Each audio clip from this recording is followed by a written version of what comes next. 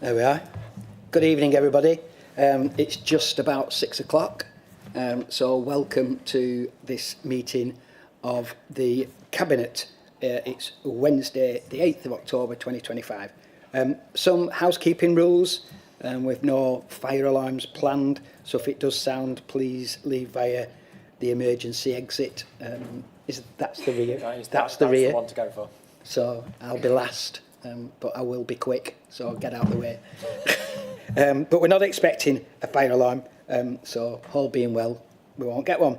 Can I ask that you either switch your mobile phone off or at least put it on silent, thank you.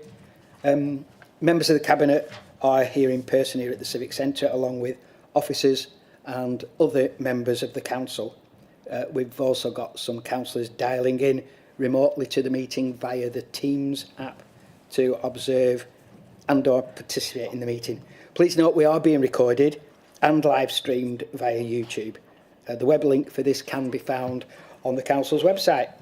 If you are on Teams, could I ask you just to ensure that you stay muted until you are invited to speak? Thank you. So we'll move on to the first item of the agenda, apologies. I've got apologies from Councillor Sharples. And I think that's it. Everybody else is here? Yeah, good. And can I do the usual reminder to members about pecuniary interests? You're requested to leave the meeting altogether, should you have one, and rejoin the meeting following the completion of the item in questions. Do any of the members want to declare any interest now? No. Okay, so we'll move on to the minutes of the last meeting of Cabinet held on the 17th of September. Does anybody want to raise any points of accuracy? Are you happy if we vote to approve those minutes?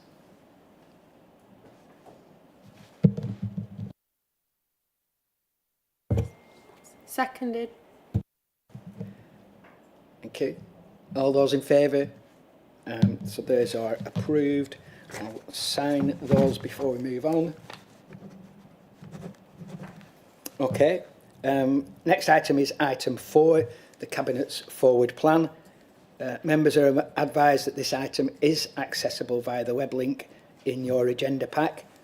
It's a live document that changes to reflect our plans for the near future. And is there for all to see and peruse. Anybody got any comments or questions they want to raise on the forward plan? No. Okay, that's noted. So we'll move on to the next item. Item 5, key contracts and partnerships framework.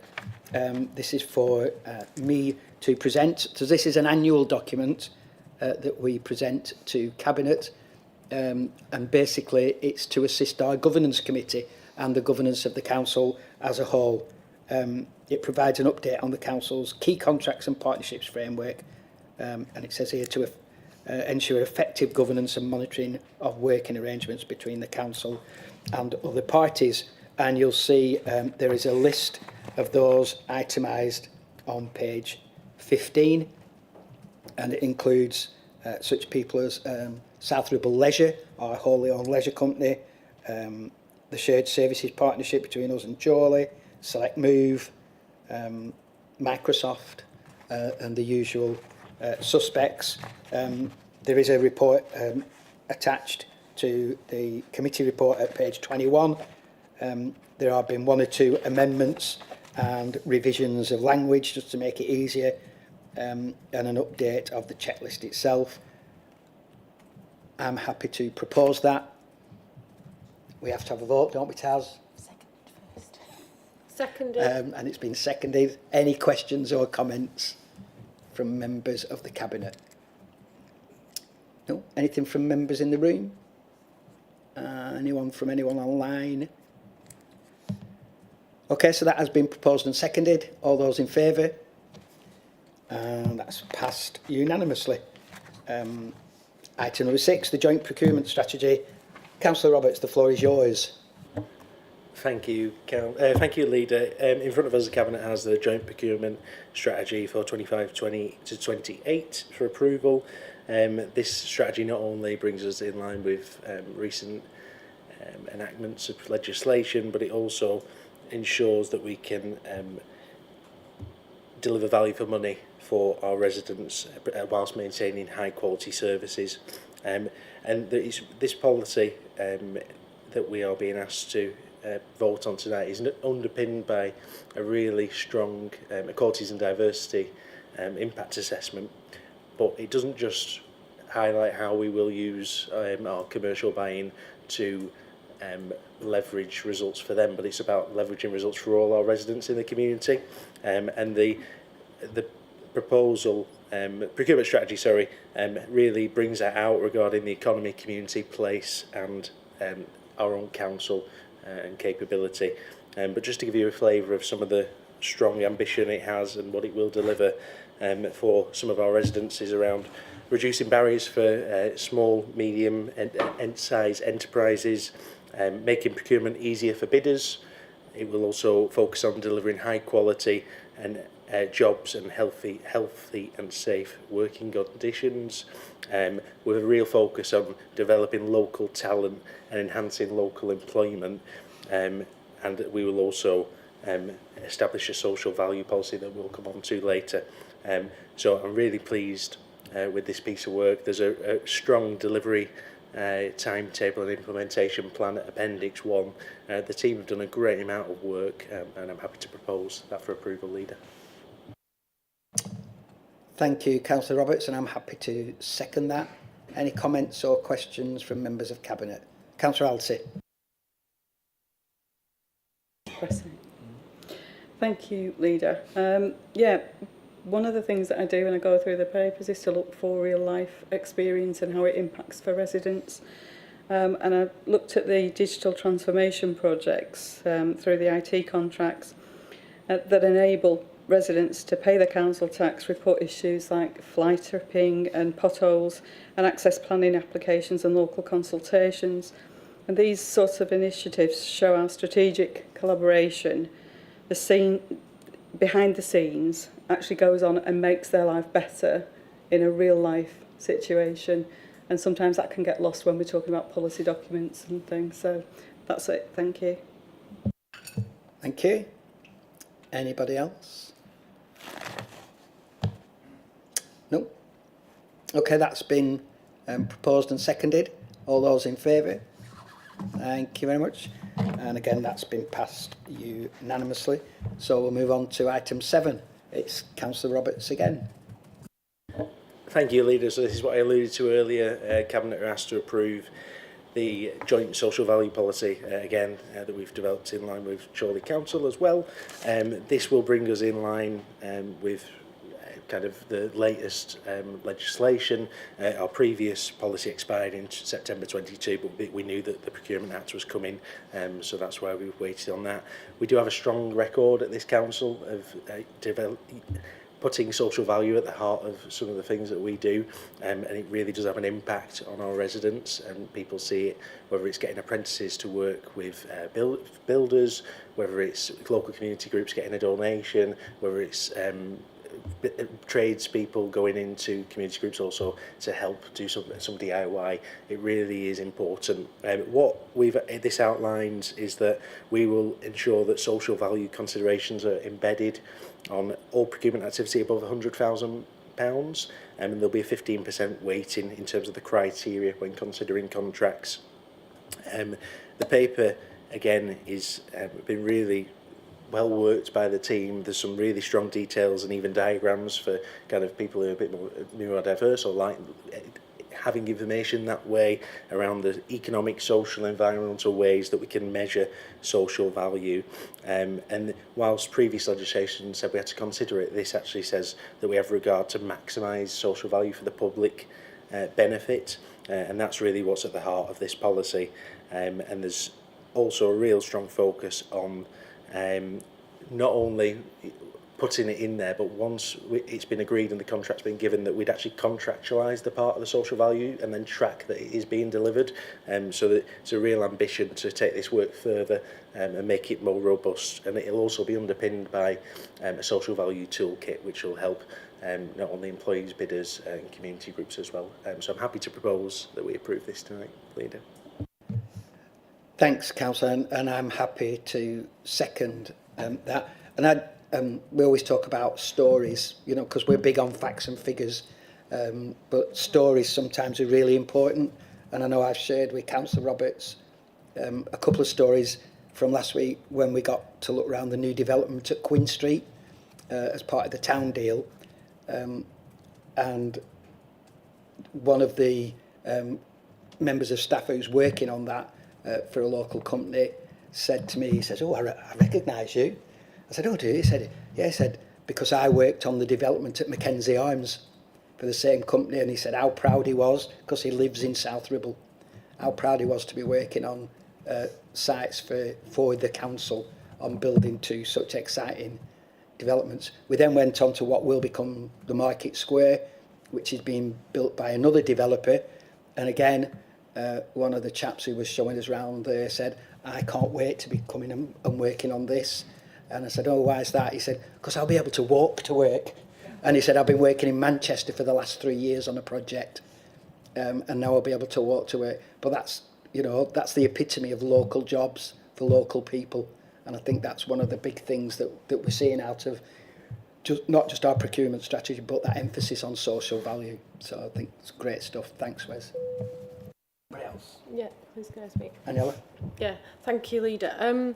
Yeah, I mean, I remember this policy now, this is its second iteration, which is great because it's almost like solidified as council policy. But when we introduced this 3 or 4, maybe longer years ago, there was arguments around value for money and whether this would give us value for money. But I think this goes above and beyond that for the reasons that you've just stated.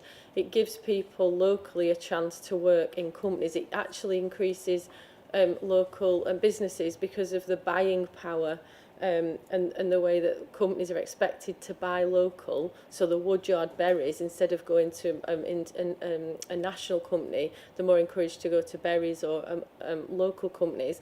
And although you've given like a person-centred kind of experience, the extra care scheme next door, that was a cost of 20 million. 6.6 million of that came back in social value, in apprentice, like Wes said, in apprenticeships, developments locally, like painting, community centres, and all that was part of their contract.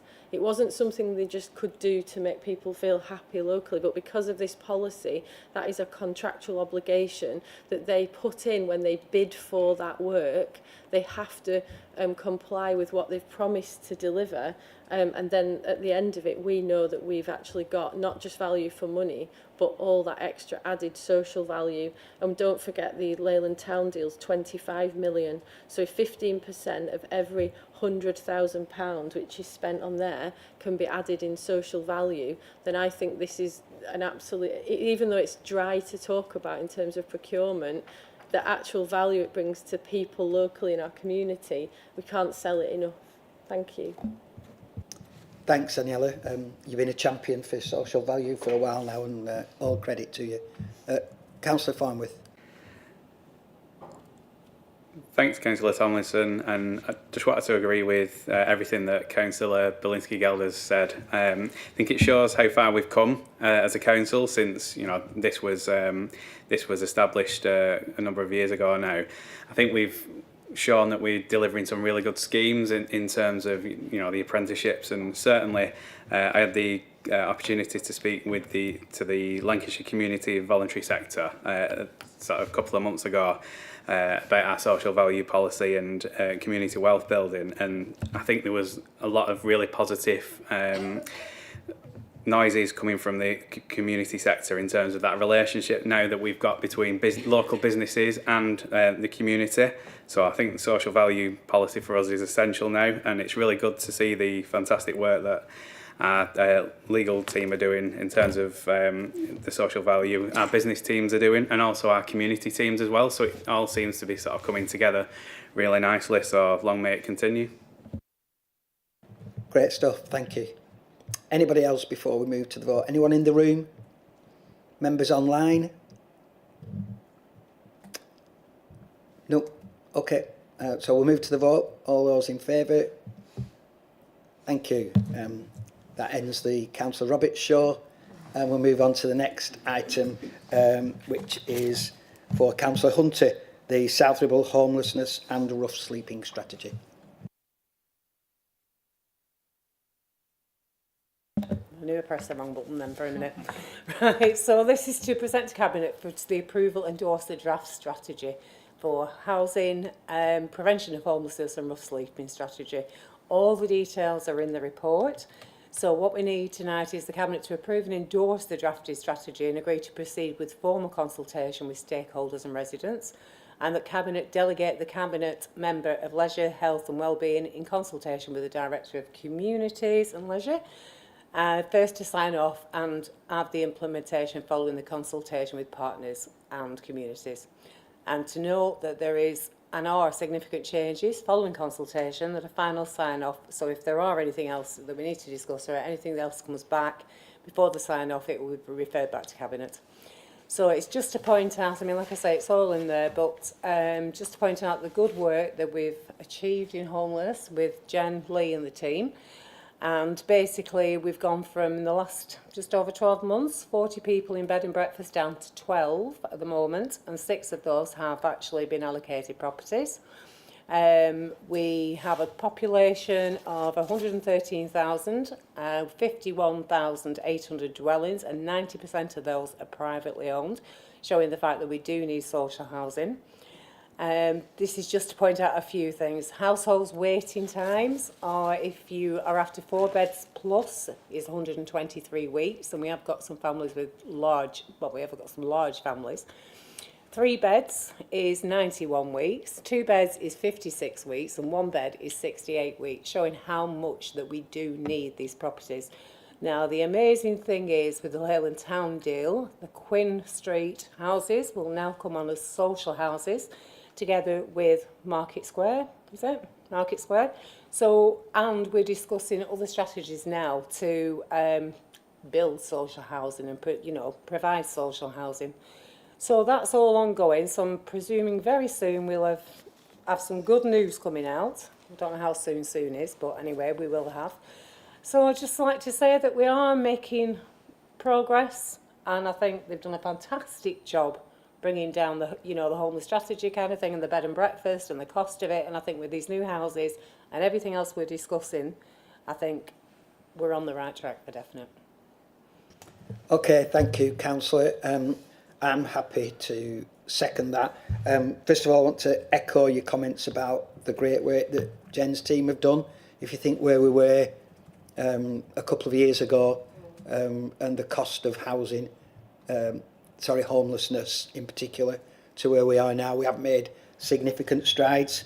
For me, 13 families is still 13 too many, and we need to really focus on that and do what we can to get that down to an absolute minimum. The waiting times for social housing are quite staggering. That if you want to, get a 3-bed social house, you could be waiting 90 weeks.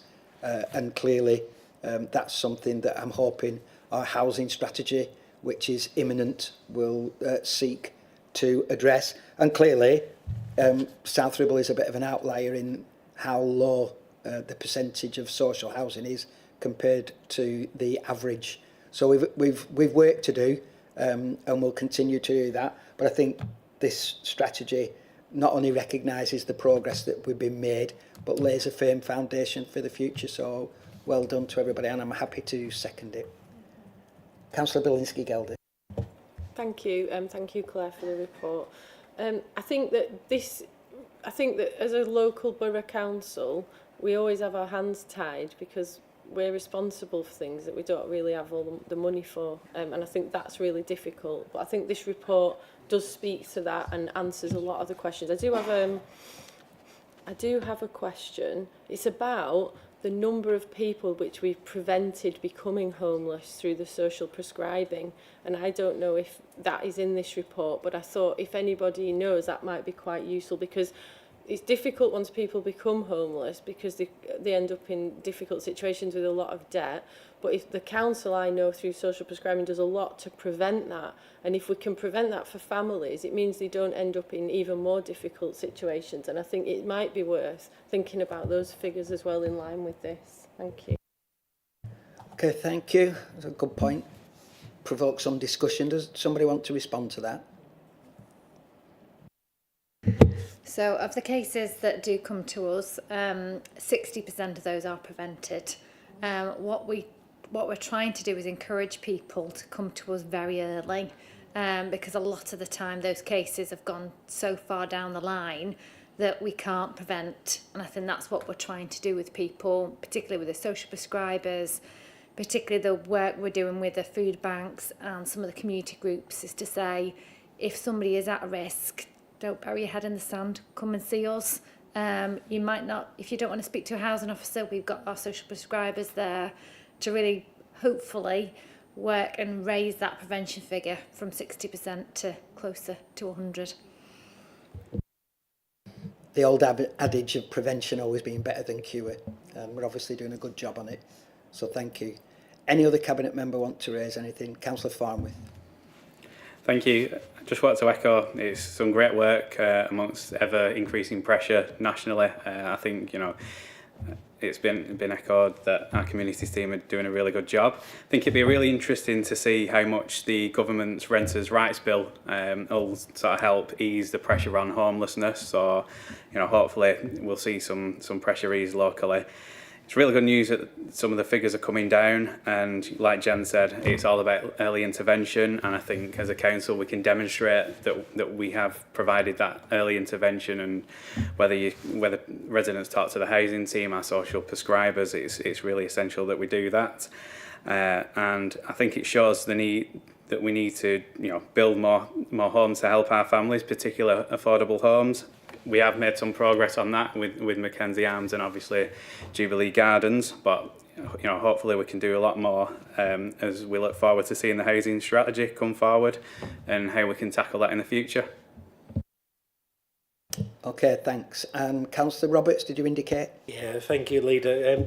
I don't think we can say thank you enough to our staff, because they're dealing with some of the kind of trickiest issues that people will bring to the council, and that takes a real skill set, and also it takes its toll on people, I think, as well. And it's really important that we look after our staff who are doing a vital job, and it can't go unsaid how appreciated it is.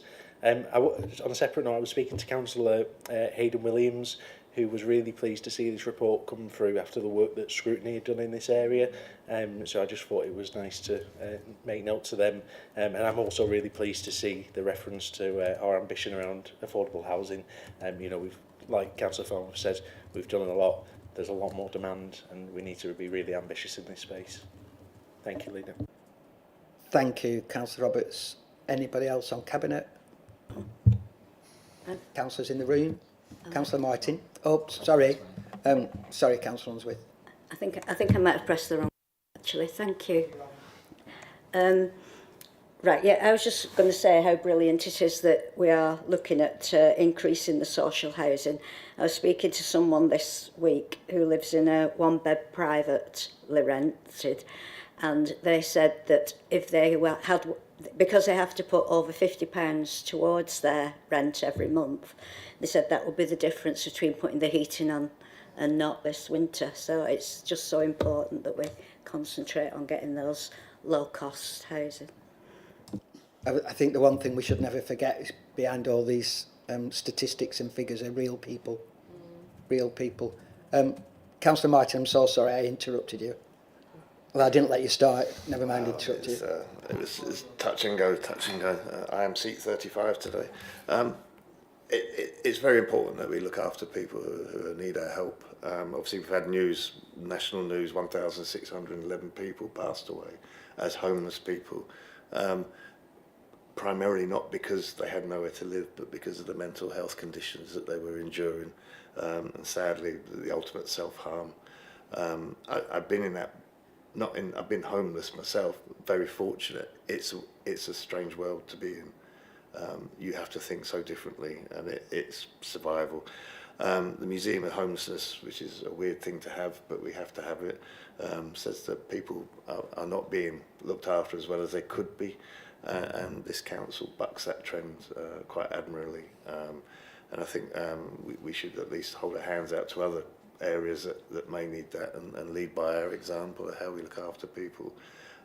You can have all the policies in the world, but as we again say, it's the staff that make the policies work. Not we can make all the policies in the world, but we have a good bunch of people here, and for the time, especially me and you have been here, we've seen the same people do the same job over and over again to be an exemplar throughout the whole of Lancashire. So I applaud you all, and I just hope we can do more. Thank you. Thank you, Councillor Martin. Anybody online? No? Okay. So that has been proposed and seconded. Can I Councillor Smith, you just got in there on time, as is your wont. So if you'd like to make your comments now. I will, Chairman, thank you. Yeah, you need to just give us a bit longer to press these buttons before you move on. But however, yeah, it's an interesting document, this, and I've got nothing to add to the comments that have been made about the need for housing. It's just before this goes out for consultation, as a matter of accuracy, it's got Claire Hunter, the Cabinet Member for Communities, Leisure and Wellbeing. I think it's community health and wellbeing. I think Councillor Belinsky-Gelders, the Cabinet Member for Communities, but it's a minor blip in the on the policy before it goes out. It would be as well to just perhaps put that right if it is indeed wrong. Thank you, Chairman. Thank you. We'll get someone to check that. I don't want to have an argument about your title, Councillor Hunter. We're just going to have to change the title because it is confusing. So just add a homeless. Yeah, we'll get that. We'll get it checked out. But we have had a proposal and a seconder. Can I ask that we? Can I ask? I'm not bothered about a title. We'll change it. We'll sort it. I'm really not. Can I ask that we minute our thanks to the staff for all the work that they've done on this, and acknowledge the work of the scrutiny task group that helped inform this report. I think it's really important that we do that. So that having been done, can I ask all those in favour to show? That is unanimous. Thank you, everybody. And I think that is the end of our business. So I thank you all for your attendance. It's not taken very long, but we've done some really important stuff. So thank you very much. Next meeting of the Cabinet, next scheduled meeting of the Cabinet